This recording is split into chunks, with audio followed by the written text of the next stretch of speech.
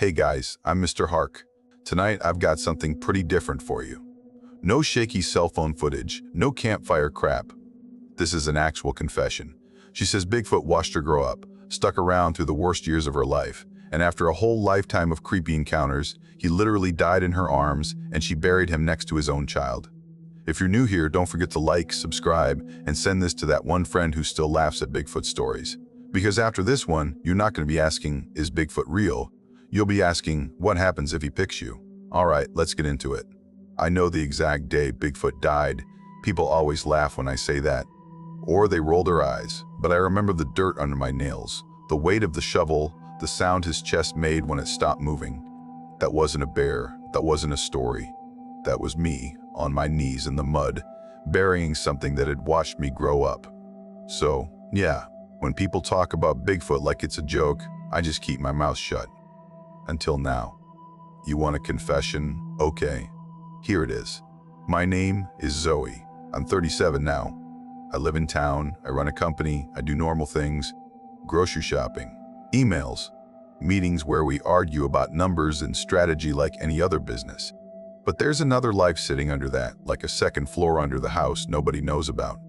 That life started in the woods outside a small town in Washington when I was 12, and it followed me into adulthood, into my relationships, into what I'm scared of when I turn off the lights. And if you're thinking, this is ridiculous, this is just another crazy Bigfoot story, honestly, I hope you're right. I hope one day I wake up and none of this feels real. The problem is, I can still hear him.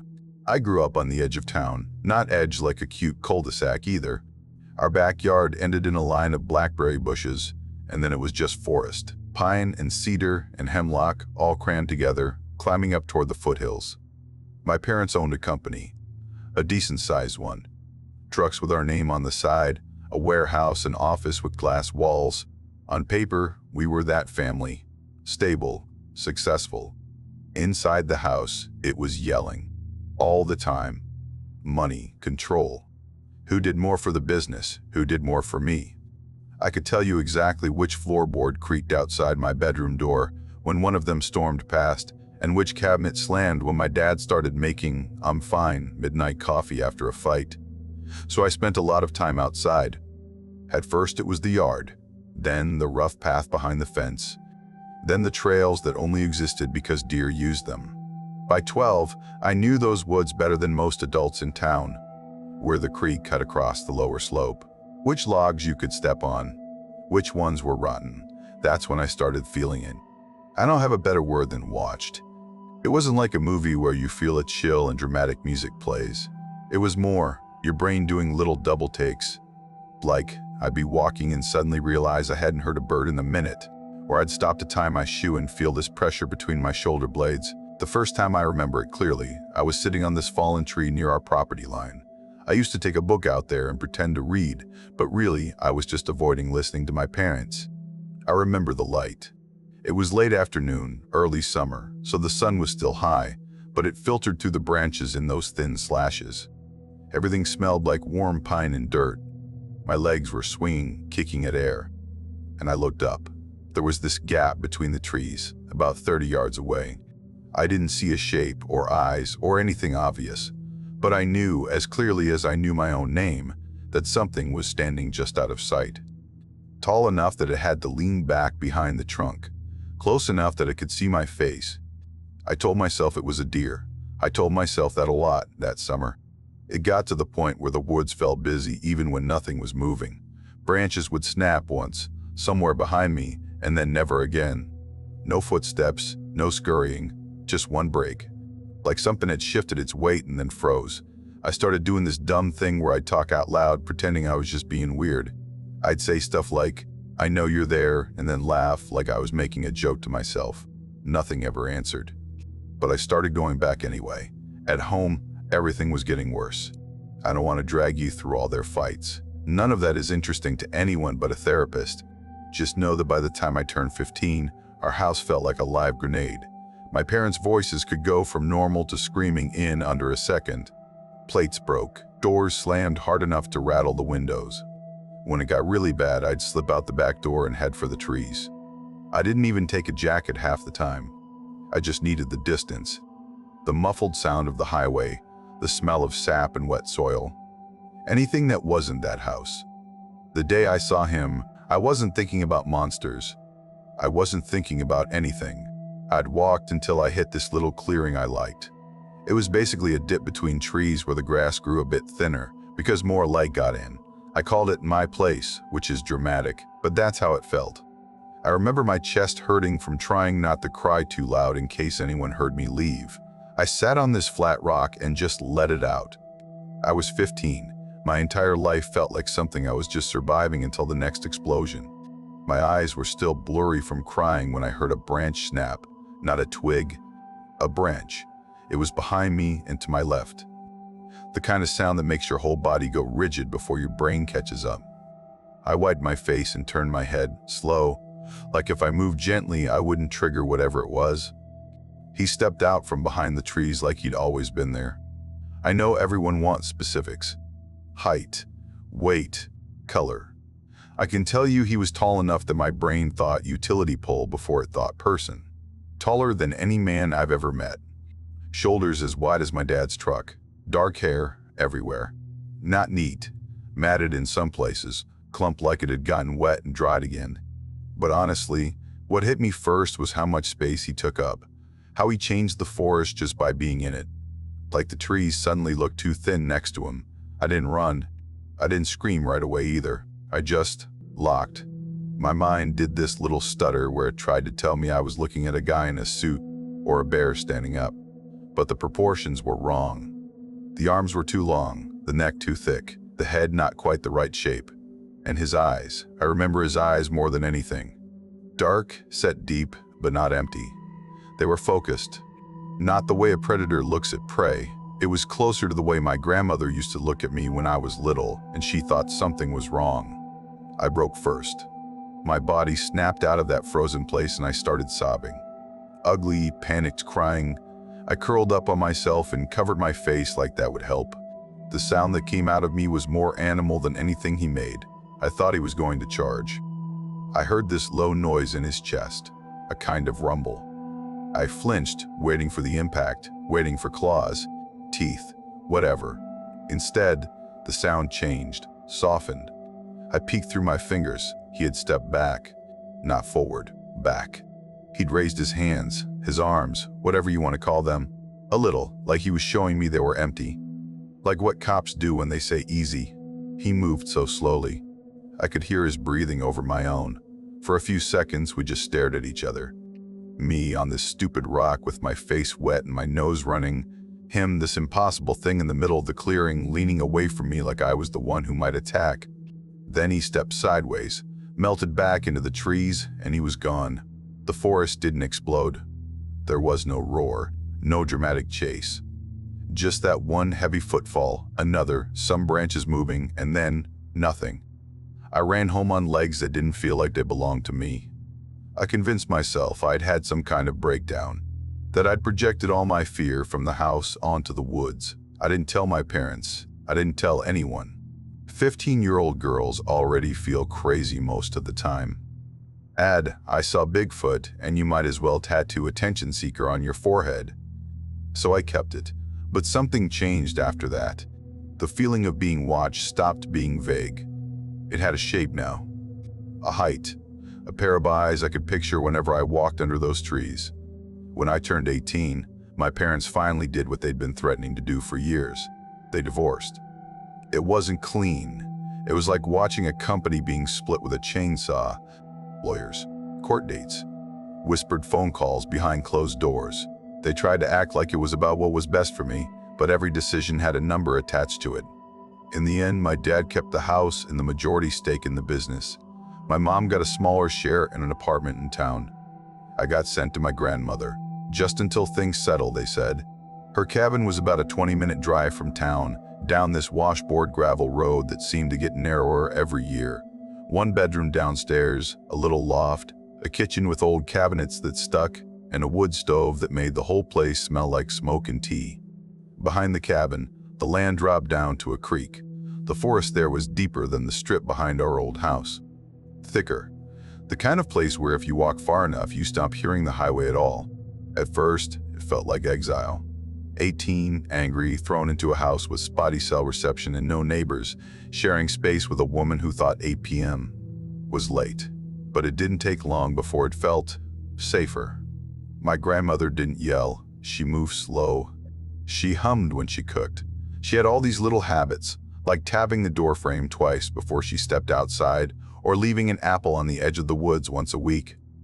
I asked her about that once. For the deer, she said, but the way she said it made me think that was only half the truth. I told myself I'd imagined that thing back when I was 15. A stress response. Too much screaming, not enough sleep. The rational part of me clung to that. The woods did not. The first week there, I woke up at maybe 2 in the morning because something hit the side of the cabin. Not hard, just a dull thud. Then another, not regular like a branch scraping in the wind. More like testing. 1, then a pause, then 2 close together. I lay there holding my breath, listening. The cabin is small. You can hear everything. Every creak. Every pipe groan. I could hear my grandmother snoring in the next room. Could hear the wind outside. And underneath that, faint but steady, there were footsteps. Heavy ones. Not the light skitter of raccoons. Not the 4-beat pattern of a deer. Just thump, thump, thump slow, circling the house. I told myself it was a bear. I repeated that in my head like a prayer, until I managed to fall back asleep. The next morning, there were prints in the mud by the back steps. I didn't have a tape measure. I didn't take pictures. I didn't do any of the things a smart person on the internet would tell you to do now. I just stood there in my socks, staring. They weren't clear, like in those plaster cast photos. More like deep depressions where something heavy had sunk through the top layer of dirt. But the shape was there, long, narrow, toes, bigger than my hand. I didn't tell my grandmother. I don't know why. Maybe I was scared she'd confirm it. Maybe I was scared she'd laugh. The signs stacked up slowly. Wood knocks. At first, I didn't have a word for them. I'd just hear the sharp crack echo through the trees, like someone hitting a tree with a bat, not a gun. Not thunder, just a single, solid impact. Sometimes 1, sometimes 3, never regular enough for me to write off as logging. Then there were the gifts. It started with a deer antler on the back step, clean, smooth, like it had been out in the elements for a while. My grandmother assumed a dog had dragged it up, except there were no dogs out there. Next, it was a neat pile of stones, 3 flat ones, stacked on top of each other in a little tower. Balanced just enough that I had to push them to make them fall. Then wildflowers, laid across the step like someone had put them down carefully, stems all facing the same direction.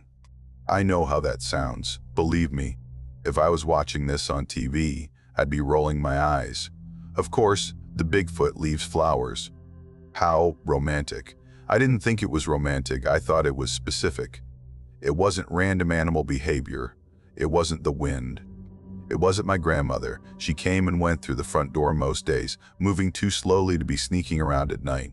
So I did something I'm still not sure was brave or just stupid. I started talking to him again. Most evenings, after dinner, I'd walk down to the creek. The path was short but steep, and the air got colder as you dropped, even in summer. The water there ran clear and fast over rounded stones. You could hear it from the cabin if the windows were open. A constant hush. I'd stand on this flat rock by the bank and just talk. At first it was vague stuff. Long day, that kind of thing. Then, as the weeks turned into months, I started to tell the truth. About my parents. About how I felt like luggage nobody wanted to claim. About being scared I was going to turn out like them. It wasn't like in movies. There was no dramatic answer. No big reveal. The first time I realized he was there, really there, I didn't see him. I was standing on the rock, arms wrapped around myself because the air coming off the water was cold, even though it was summer. I had just said, out loud, I don't know how much longer I can do this, meaning all of it. The court stuff, the moving, the feeling like my brain was a shaken snow globe. And from behind me, maybe 20 feet back in the trees, I heard that same low chest sound I'd heard when I was 15. Not a growl, not a word. Just a long, steady exhale that vibrated a little. Every hair on my arm stood up. My first instinct was to bolt. My second was to turn around. I did neither. I know you're there, I said, voice shaking. Silence. "I remember you," I said. "From before." I don't know what possessed me, but I whistled. Soft, 2 notes, the way you call a shy dog. Leaves shifted behind me. Not closer, just adjusting. I don't know how else to put it. Then, again, that low sound, like someone humming in their chest. I stood there a long time that night, watching the water, talking to the reflection of my own face. I never turned around. I think I knew that if I did, if I saw him again full on, something would change permanently. But from that point on, he was there. If I went down to the creek angry, I'd hear more movement, more snapping branches, like he was pacing. If I went down sad, he was quieter. Just the sense of something big holding still. I started using the whistle as a kind of check-in. 2 notes if I was okay. Just my voice if I wasn't. I can't prove that meant anything to him, but it felt like it did. It felt like I wasn't alone. Years passed. I got my GED. I took some community college classes. My parents' divorce settled into a cold truce. I started handling small pieces of the company remotely, helping with bookkeeping and scheduling from the cabin. It was a strange life. Half adult, half ghost. The encounters got less subtle. I'd be stacking wood by the shed and feel that pressure again, that sense of someone watching, and when I turned, there'd be a shape between the trees. Not close, not clear. Just a darker vertical strip where no tree should be. Sometimes, if I stared long enough, it would step sideways and vanish. One winter, there was a power outage that lasted 3 days. The roads iced over. My grandmother fell asleep in her chair by the stove early, leaving me walking circles in the dark cabin with a flashlight and too many thoughts. I went to the back door and listened. No wind, no rain, just that heavy, muffled quiet that comes with snow. Then, clear as someone knocking on the front of your car, came 3 knocks from the edge of the yard. I opened the door. The cold slapped me in the face. My breath came out in a cloud. Snow covered the steps and the yard, maybe 6 inches deep. The forest loomed beyond, darker than the sky. I couldn't see him, but I could see the line. Tracks. From the tree line to the edge of the yard. Big roundish impressions where the snow had been punched down, no tire tracks. No other footprints around. 3 knocks. 3 steps away. Like he was saying, "I know you're in there. I'm here too." I almost called out. I almost said his name, except you didn't have one. So I did the only thing that made sense to me in that moment. I whistled. The sound came out thin in the cold air. It echoed off the trees and came back smaller. For a second, nothing happened. Then I heard him move. Heavy steps in the snow, but angled away, not toward the cabin. He left. It was the first time I felt safe because of him, not safe from him. That distinction didn't last. The camping thing happened a few years later. I was in my early 20s by then. I still lived at the cabin, still helped with the company long distance. Once a month, I'd go into the office, sit in meetings, smile politely, answer questions, and then practically sprint back to the woods. People in town knew me as the quiet girl who lives with her grandma. I kept in touch with a handful of old school friends on social media. Every so often, they'd try to pull me out and I'd dodge, saying I was busy. Then one summer, I gave in. They planned a weekend camping trip about an hour out in an area that was technically dispersed camping. No official campground. Just old logging roads and pullouts where people set up tents. There were 4 of us. Me, 2 girls I'd grown up with, and 1 girl I barely knew, a friend of a friend. I'll call her Megan. That's not her real name, but it doesn't matter. We drove out on a Friday afternoon in an SUV loaded with cheap gear and too much alcohol. They were loud and excited. I was, trying. We set up camp in this clearing near a creek. Not my creek, a different one, but it still had that same sound. The air smelled like smoke and bug spray and pine. By the time it got dark, we'd made a fire, cooked hot dogs, and everyone had had at least a couple of drinks. The sky was clear enough that you could see a lot of stars when the smoke shifted. I remember thinking, in this weird detached way, he could be anywhere out there right now. I hadn't really thought through what it meant to have other people in his woods. Obviously, I didn't say that out loud. Can you imagine? "Hey guys, just so you know, there might be an 8-foot guardian watching us." We were sitting around the fire telling stupid stories when the conversation drifted to high school. One of the girls started teasing me about how I'd disappear at lunch, or how I always seemed half someplace else. It was mostly good-natured. Then Megan, who barely knew me, chimed in. She was always weird, she said, laughing. Like, I talk to trees quiet. You still do that, Zoe? You still wandering around out there pretending you're some forest witch? It landed harder than she probably meant it to. The other two laughed, but it had that edge to it. That, we're all thinking it, energy. I laughed too, because that's what you do. But my face got hot. I stared into the fire so they wouldn't see. Leave her alone, one of the others said half-heartedly. I'm just saying, Megan went on. No wonder she never brings anyone around. She's probably married to a tree out there. It was such a stupid joke. If you wrote it in a script, people would say it's too on the nose. I didn't say anything. I just went quiet.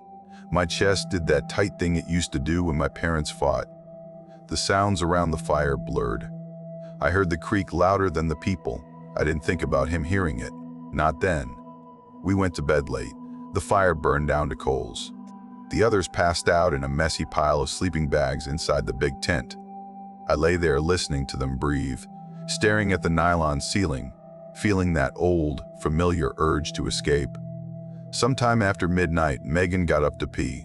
I heard the zipper, the crunch of her footsteps on the needles, the way she pushed through the brush. I figured she'd go behind a tree and come back. I rolled over, trying to get comfortable on the thin pad. Then I heard it. One short scream.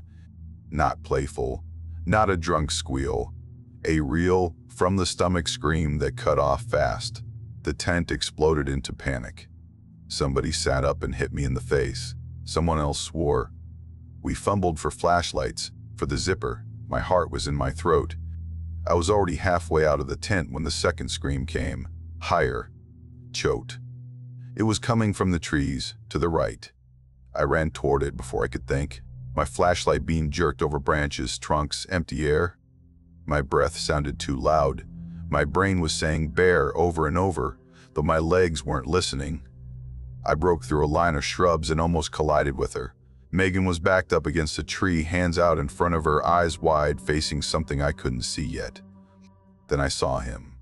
He was closer than he'd ever been since that day in the clearing.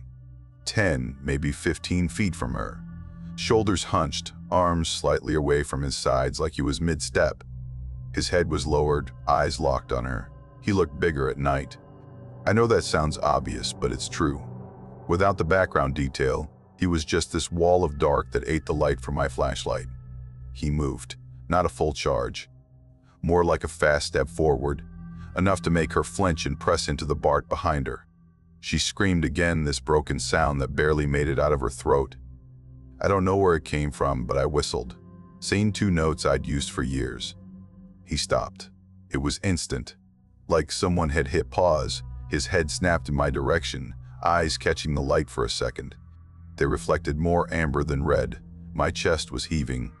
My friends were behind me yelling, but it all sounded far away. The only clear thing in my world in that moment was the distance between me and him. Stop, I said, voice shaking. He didn't move. We stared at each other, me in my pajamas and borrowed boots. Him, this massive shape, breathing hard enough that I could see the movement in his chest. For a second I thought he was going to ignore me and keep going. Then his shoulders dropped, just a fraction. He made that low sound again, more like a groan this time. Looking back at Megan once, he took a step backward, then another. Then he turned, not all the way, just enough to move off at an angle, putting more trees between us. In 3 or 4 strides, he was gone. The others rushed forward, grabbing Megan, half dragging her back to the campsite. She was shaking so hard her teeth knocked together. She kept repeating, "It was huge, it was huge," over and over. "What was it?" one of the girls demanded. "A bear," someone said. "Had to be a bear." "That was not a bear," Megan snapped. Her voice came out sharper than I'd ever heard it. It was standing up. It had hands. They argued all the way back to the tent. I walked in silence, the whistle still tingling in my mouth. Back at camp, all the flashlights came out. Everyone talked over each other.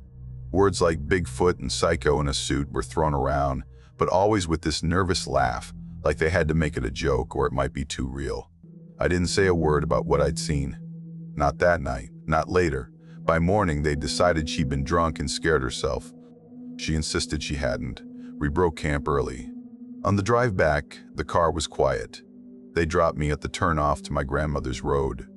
As soon as the car disappeared, I headed straight for the spot by the creek where I knew he usually watched from. I didn't even hesitate this time. I walked right up to the tree line and stared into the shadows. "What the hell was that?" I said. "What were you doing?" My voice sounded too loud in the empty air. I felt him before I saw any movement. That same pressure, that heaviness. He stepped out from behind a tree, slowly, not all the way, just enough that I could see his outline. For the first time, I noticed something like emotion on his face. Not human emotion exactly, but close enough that my brain tried to match it. His head was tilted down, his shoulders forward. The big, scary posture he'd had with Megan was gone. The sound he made this time hurt to listen to. It was low and long, rising and then falling like a sigh. There was a kind of weight in it I hadn't heard before. Not anger, not threat, more like grief. It hit me in this weird, physical way. My chest tightened. My stomach twisted. "You scared her," I said. "You scared her so bad she's never gonna come back out here." He shifted his weight from one foot to the other. His hands, arms hung at his sides, fingers flexing slightly. "I don't understand you," I said, and I meant it more than I can explain. "Are you trying to protect me? Are you trying to keep me for yourself? What are you doing?" He made another sound, shorter this time, almost like a whine. I took a step back. For the first time since I was 18, I was more afraid of him than of everything else. "I can't do this," I said. "You can't scare people for me. You can't just hurt people because they're mean." His head lifted a little at that word, mean, like he recognized the tone if not the meaning. He turned then without warning and started walking. Not away, deeper. He kept glancing back, like he wanted me to follow. I stood there for a second, undecided, then swore under my breath and went after him. We walked in silence. Well, I walked. He moved. His strides were longer. Every step he took sounded like someone dropping a sandbag. Branches that would have whipped back into my face just flexed around him. After a few minutes, the forest opened up into a small clearing I'd never seen before. It wasn't much. Just a slightly wider patch of light where the trees happened to be farther apart. The ground was softer here, more moss than needle. He stopped near the center. For a second I didn't see it. Then my eyes adjusted, and I realized the ground in front of him wasn't flat. There was a mound. Not big, maybe the size of a small child curled up, covered in moss and some kind of low flowers. It didn't look fresh. This had been there a while. My brain caught up before my heart did. I looked at him. He wasn't looking at me. He was staring at that mound. His shoulders were slumped in a way I'd never seen. The lines of his body weren't threatening or defensive. They were defeated. It hit me then. This was a grave. This was his grave for his kid. The thought came into my head so fast it made me dizzy. I don't have evidence. I didn't dig. It just made too much sense. The size, the care, the way he was standing. Something in me cracked. "I'm sorry," I said. I don't know if I meant for him or for whatever was under the dirt. He made that sound again. The one from the creek. The one that vibrated more in your bones than your ears. If you press me, I'd say it sounded like a parent who has already done all the crying they can do. We stood there a long time. I don't know how long. Time felt weird in that clearing. Eventually he turned and walked away. He didn't look back. I found my way home alone. If the story ended there, it would already be more than I could explain. It didn't. By the time I turned 32, my life on paper looked stable. My grandmother passed away peacefully one winter. I inherited the cabin and a bigger chunk of the company. My dad, older and tired, started working from home more. I took on more responsibility. Eventually, when he had a health scare, I became CEO. People hear that and assume some glamorous life. It wasn't. Being a CEO in a small town is mostly spreadsheets, phone calls, and trying not to lay people off. I chose to stay at the cabin. We rigged up better internet, got a generator for outages. I drove into the office a few times a month for in-person meetings, then always came back to the trees. The employees called me the hermit boss, behind my back, which honestly I didn't mind. I told myself I stayed there because it was cheap, because it was peaceful, because I liked the quiet. The truth was, I didn't know how to live anywhere else. My relationship with him, Bigfoot, Sasquatch, whatever word you want, had settled into this strange rhythm. I saw him every few days. Sometimes just a shadow at the tree line. Sometimes, if the day had been particularly bad, a closer presence. I'd come home from a rough meeting and find another little stack of stones on the porch, or hear a single knock as I walked down to the creek. It was messed up, I know, but he was dependable. Then I met Nick. We met at a regional business mixer. That makes it sound fancier than it was. It was held in the back room of a chain restaurant off the highway, with sad appetizers and warm beer. He was charming. That's the first thing everyone said about him. Tall, nice smile, good suit. He worked in finance, consulting for companies like mine. He'd grown up in a bigger city and talked about it like it was some other planet. He zeroed in on me pretty fast, asked questions about the business that were actually thoughtful, made jokes that weren't mean. When I mentioned my cabin, he didn't make the usual, "So you're a recluse" comment. He just said it sounded peaceful. I didn't tell him about the other resident. We started dating. Slow at first, dinners in town, walks. Then he started staying over at the cabin on weekends. He complained about the spotty cell service but called it charming. For a while, it felt good, normal. Like I was finally attaching to a human being instead of a shadow in the trees. The shift was gradual. The first time he snapped at me, it was about nothing. I'd forgotten to answer a text quickly enough. He went quiet, then made some offhand comment about respecting people's time. I brushed it off. Then it was little criticisms.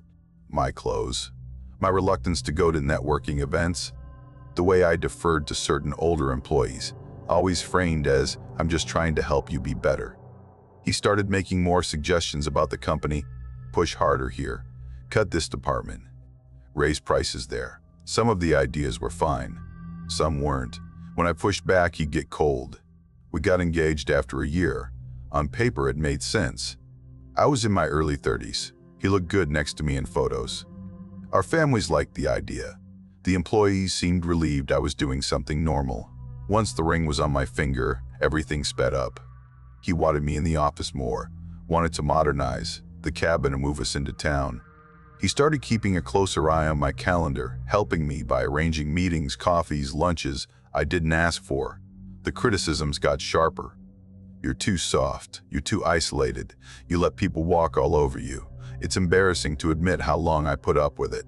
But when you grow up around constant yelling, someone being quietly cruel can feel almost gentle. He never hit me. I want to be clear about that. There were no bruises. If you looked at us from the outside, it would have seemed fine. Maybe a little tense. The night everything changed, he broke something else. It was late. He'd come out to the cabin after a long week for both of us. We'd had an argument about the finances. He wanted me to rework the ownership structure, put more in both our names, for tax reasons. I said no. He snapped. Not yelling like my parents. Not chaotic. It was focused. Laser sharp. He called me selfish, paranoid, useless without him. Said I'd be nothing but some freak in the woods if he hadn't come along. The words hit places in me I didn't know were still raw. I told him I wanted to break off the engagement. It was like flipping a switch. His face went blank for a second. Then he laughed. Not the nice laugh, the other one. "You're not serious," he said. "I am," I said. My hands were shaking. "I can't do this." He kept laughing, but his eyes didn't match. He stepped closer, crowding me back toward the kitchen counter. "You think anyone else is going to put up with you?" he said. "Out here, hiding, talking to trees?" The phrase landed like a slap. Talking to trees. I hadn't told him that phrase. Someone else must have. Or maybe it's just the easy joke. I pushed past him and went to the front door. "I need you to leave," I said. "Now." He followed me out onto the porch. The air was cold. It was late fall by then. You could see your breath. The sky was clear, the stars sharp. The trees at the edge of the yard were just dark shapes. "I'm not going anywhere," he said. His voice was too calm now. That scared me more than the shouting. "You don't get to throw away everything we've built because you're having a mood." He grabbed my arm. Not hard enough to bruise, but firm. Enough to make the message clear. I said no, I snapped, pulling back. We struggled for a second. It wasn't dramatic. No one went flying. He just tightened his grip, leaned in close, and hissed something in my ear I don't like repeating. If you ruin this, I ruin you, he said. You have no idea what I can do. I don't know if he meant financially, reputationally, physically, maybe all of it. Behind him, from the tree line, something moved. We both froze. It wasn't subtle. A branch broke. Another. You could hear the weight behind it. Nick turned his head, squinting into the dark. What the hell was that? He said. My heart was pounding so hard I thought I might throw up. Probably a bear, I said automatically. Then the roar came. I don't have a better word. It was deep and loud and close enough that I felt it in my chest. It wasn't a lion roar like in movies. It was rougher, broken at the edges, like someone with a damaged throat screaming through it. Nick flinched. Get inside, I said. For once, he listened. We went back into the cabin and locked the door. He grabbed the big flashlight from the hook near the window and shone it out into the yard. The beam cut through the dark, catching branches. The edge of the old stump, the glint of the metal trash can. Nothing. He cussed under his breath. Damn bear, he said. You really live out here with this? I barely slept that night. I lay awake listening. Once, around 3, I heard something heavy move past the back of the house. Just once. Then silence. In the morning, Nick was sweet, apologetic. Blamed the alcohol. Blamed stress. Said he loved me. Said we'd figure it out. I wanted to believe him. I really did. 3 days later, the cops came. It was late afternoon. Gray sky. That kind of thin mist that doesn't look like rain but soaks everything slowly. I saw the cruiser coming up the road from the kitchen window. My stomach dropped. Nobody drives up there by accident. 2 officers, both local, one older, one younger. I knew their faces from town. Zoe, the older one, said when I opened the door. His hat was dripping. Can we come in for a minute? My first thought was that something had happened to my dad. A heart attack, a car crash. My chest tightened. It's about Nick Harper, the younger one said. My legs went weak. They sat me down at the table. The older one talked. The younger one watched my face. They'd found Nick's car parked at a trailhead a few miles away. They'd found his body off the trail, down a small embankment. It looked, they said, like an animal attack. Black bear, most likely, the older one said. We've had a few sightings this season. I remember staring at his hands. He had big knuckles. There was a small burn mark on one of his fingers, like he'd touched a hot pan recently. What happened? I asked. My voice sounded thin to my own ears. He gave me pieces. They always do that. They never give you the whole thing, just fragments, letting your brain fill in the rest. He'd been mauled. There were claw marks, bites, his clothes torn. I heard the words, but they didn't land right. They slid around in my head. My mind was already out in the woods, back on the porch hearing that roar. Did you two have a fight recently? The younger one asked gently. Any reason he would have gone out there alone? I swallowed. My throat was dry. We argued, I said. About work, about the engagement. Did he seem upset? He pressed. Yes, I said, because lying seemed pointless. He was upset. They nodded like that fit whatever they'd already decided. They asked a few more questions. Where I'd been that morning. If anyone had been with me. Standard stuff. Then they were gone. I stood at the kitchen window, watching their car bounce back down the road and let the truth slide into place. It wasn't a bear. I knew it in my bones. It was the way the roar had come right after that threat in my ear, the way the woods had gone silent, the way I'd felt that same pressure, that watchful presence just before it. He had seen, he had heard, and he had done something about it. People talk about wanting someone to protect them. It sounds romantic. It sounds safe. Until you realize what protection looks like when it comes from something that doesn't understand your laws, your consequences, your conscience. My first reaction wasn't relief. It wasn't even fear. It was guilt. He had killed for me, or because of me, or in my name. The exact wording doesn't matter. The result did. I lasted about an hour before I went looking for him. I didn't go to the creek this time. I went straight toward the grave clearing. My feet knew the way. The trees closed around me. Every sound was too loud. Branches breaking under my boots, my own breathing. By the time I stepped into the clearing, my hands were shaking. He was already there. He stood on the far side of the mound, half in shadow, watching me. His fur was slick in places like he'd been in the rain. Or in something else. I didn't look too closely. For a second, my brain tried to do the thing it always did, the little flicker of comfort. Then the image of Nick's body flashed behind my eyes, and it was like someone had pulled a rug out from under me. "What did you do?" I said. The words came out louder than I meant. They bounced off the trees. He didn't move. He made that sound again. I used to hear warmth in it. Now it just sounded like a confession. "You can't do that," I said. My voice broke. "You can't kill people. You can't decide who gets to live, because they were mean to me." He shifted his weight. His head tilted slightly, the way it did when he was trying to understand. "I didn't ask you to," I said. "I never asked you to do that." My chest hurt. Tears were spilling down my face, hot in the cold air. I wasn't even sure who I was crying for. For Nick, for myself, for whatever he'd lost in this graveyard of a life. "I thought you were keeping me company," I said, not owning me. He took a small step forward. I flinched. It was automatic. My whole body tensed, ready to run. He froze.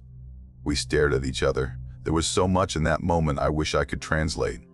The way his shoulders sagged, the way his hands opened and closed, the way his eyes looked, confused, hurt, like a dog that doesn't understand why you're yelling when it just brought you a present. "I can't stay," I said. "Not here. Not with you." The sound he made then was sharper, shorter, almost a bark, not angry. Panicked, I turned and walked away. He didn't follow. I don't remember the walk back to the cabin. I must have taken the same path I always took, but it felt like stepping through water, everything muffled. That night, I packed a bag. Within a week, I'd rented a small apartment in town, cheap, noisy, above a restaurant. I moved my essential work stuff into a spare office. I told everyone it was for accessibility and efficiency. I kept the cabin. I told myself I'd use it as a weekend place. I didn't go back. 2 years is a funny amount of time. Long enough for people to stop asking if you're okay, short enough that everything still feels recent. I built a life in town, or something that looked like one. I learned what my neighbors' habits were. The guy downstairs smoked on the back steps every night at 9. The woman across the hall played true crime podcasts too loud. The kids in the next building practiced trumpet at weird hours. I threw myself into work. If you ask my employees from that period, they'd probably say I was more focused, sharper. I made some good decisions, grew the business, attended more conferences, learned to talk to people on their terms. I saw a therapist for a while. I didn't tell her about him. I talked about my parents, my grandmother, Nick. The therapist gently used words like trauma, attachment issues, and hypervigilance.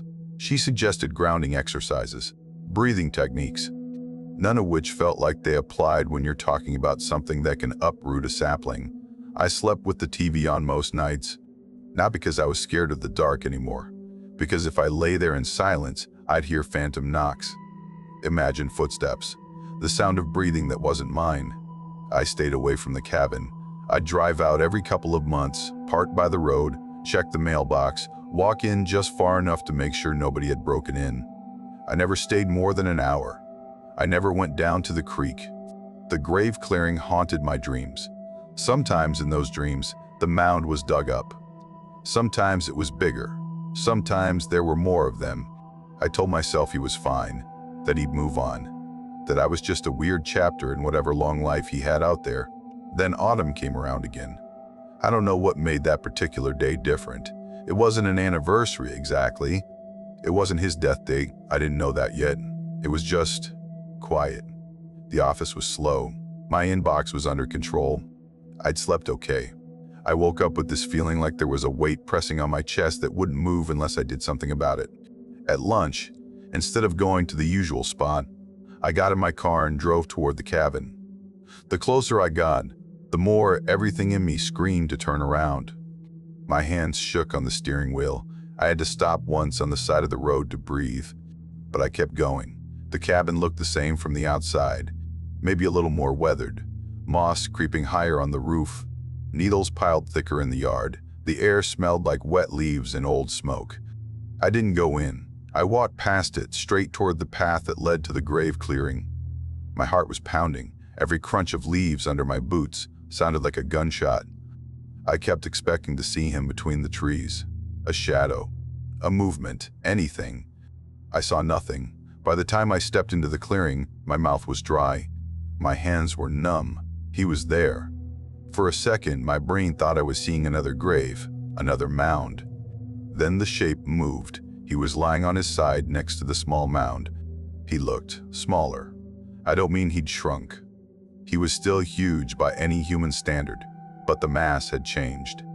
The fur was thinner, patchy in places, shot through with gray. The lines of muscle under it weren't as defined.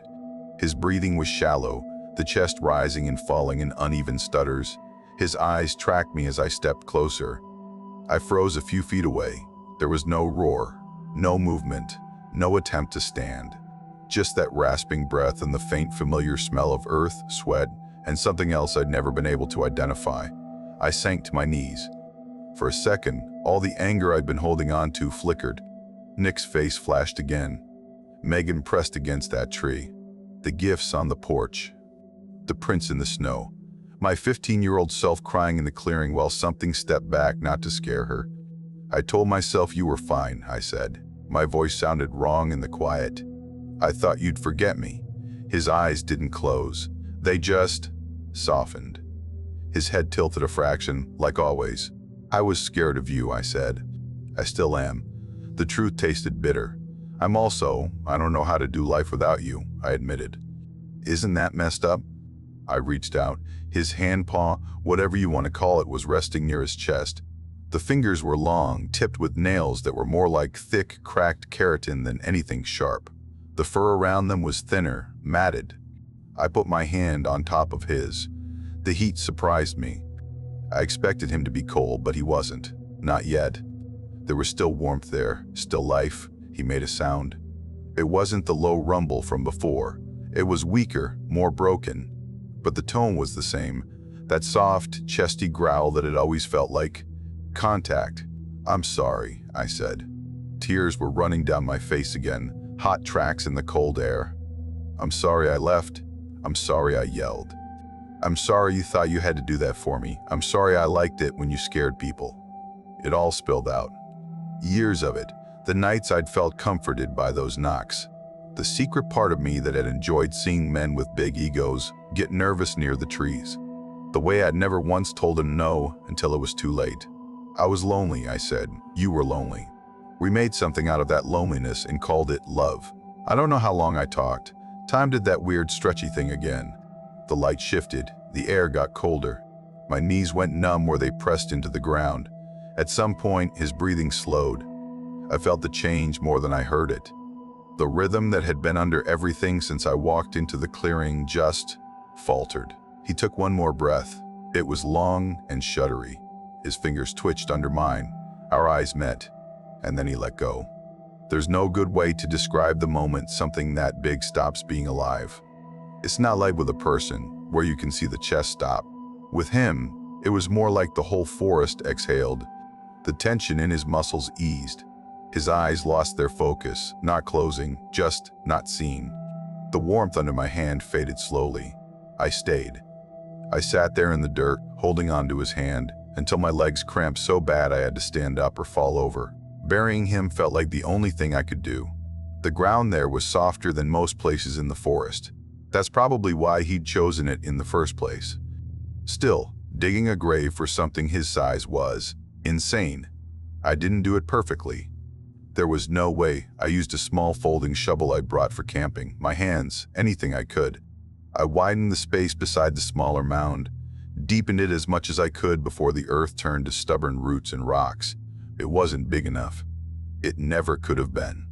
In the end, I did what I could. I rolled him, inch by inch, using momentum and gravity as much as muscle. It was clumsy and brutal. At one point, his arm flopped limply and his hand hit my shoulder. The dead weight of it nearly knocked me over. I apologized, to a body, to an empty shell, to myself. When he was as settled as I could get him, I started covering him. Fistfuls of dirt at first, then larger clumps. I broke up chunks with my boots, kicked them down, smoothed them as best I could. I dragged fallen branches and moss over the top, arranging them in a rough mound matching the smaller grave. By the time I was done, it was full dark. I was filthy, covered in sweat, dirt, leaf bits. My hands were shredded. My nails were ripped. I don't remember any of that hurting at the time. I stood there, panting, looking at the two mounds side by side. Father and child, watcher and watched. I don't know what you were, I said into the dark. I don't know if anyone would believe me even if I told them. My breath came out in a cloud. The trees loomed around me, silent. Thank you, I said. And I'm sorry, for both of us. On the walk back, I kept expecting to hear footsteps behind me. A branch breaking. Some sign that he wasn't the only one. There was nothing. The cabin loomed out of the dark like a memory. I didn't go in. I walked straight past it to the road, got in my car, and drove back to town with dirt still under my nails. That was 5 years ago. Since then, my life has looked normal. More normal than any stretch before it. The company is stable. I go to meetings, I do reports. I see my parents separately for stiff lunches where we talk about weather and tax brackets. I haven't dated seriously since Nick. If you're wondering why, you're not listening. I still have the cabin. I send someone out twice a year to check on it. A contractor. I tell him to look for leaks, pests, all the usual stuff. He always reports back that it's quiet out there. I don't ask him to walk past the cabin. I don't ask him to go to the clearing. Sometimes, when I'm driving alone at night and the road cuts close to the tree line, I feel that old pressure. That sense that something big could be pacing me out there, just beyond the reach of the headlights. Then I remember the mound of earth under the trees, and the feeling twists into something else. Guilt, grief, relief. They all sit in the same spot behind my ribs. I'm telling this now because I'm tired of keeping it to myself, and I don't want him to be treated like a joke. I have no proof, just scars on my hands, an empty cabin, and 2 unmarked graves in the woods. My life looks normal now, but sometimes a sound or a smell takes me back, and for a moment, it feels like he's still watching over me.